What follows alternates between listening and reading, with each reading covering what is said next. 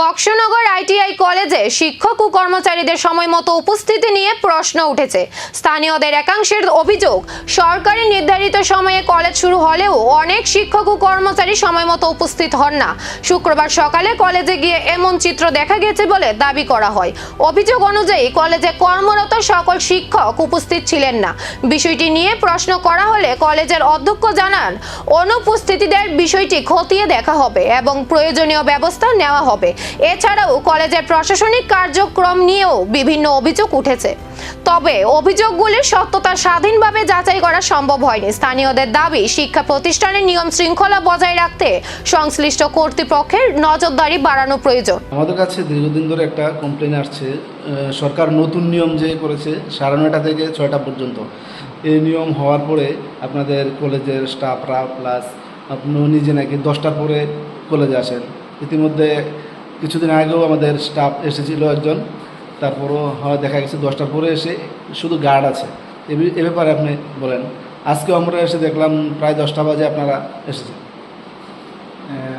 আমরা সরকারি আইন মতো কাজ করা আমরা বাধ্য। তো আমি এই অভিযোগটাকে ভিত্তিহীন বলে মনে করি, কারণ আজকে আপনারাও দেখেছেন যে আমরা সময় মতোই অফিসে সবাই পৌঁছেছে, সব স্টাফেরা। তো আমি বলবো, আমি সব স্টাফদের কাছে আগ্রহ রাখবো সবাই যেন অফিসে সময় মতো আসে বা মানুষের জন্য কাজ করে। আপনাদের আমরা চাই এই অভিযোগটা যাতে না আসে, কারণ 9:30টার আগে আপনারা যাতে টাইমলি পৌঁছেন, এটাই আমাদের কাম্য থাকবে আপনাদের কাছে। কিন্তু আপনারা টাইমলি আসেন না, এই কমপ্লেন আমাদের কাছে গেলে তো কীরকম একটা দেখায়। না, সেটাই তো আমি বললাম, তো এই অভিযোগটা ভিত্তিহীন।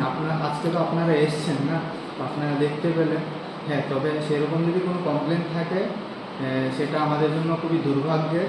তো আমরা অ্যাকচুয়ালি সরকারি চাকরি করি, তো সাধারণ মানুষের জন্য, তো মানুষের কাছে এরকম কমপ্লেনগুলো আমাদের জন্য সত্যিই দুর্ভাগ্য। মানুষের কমপ্লেনগুলো আমাদেরকে দেখতে হবে, কারণ আজকেও 20 মিনিট পরে আপনারা এসেছেন। আমরা এসেছি 9:30টায়, আপনারা 9:50-এ 9:40-এর মধ্যে সবাই চলে এসেছে। আজকেও 15 মিনিট লেটে এসেছে। তবে এটাই মানুষ তো এগুলো ফলো করে।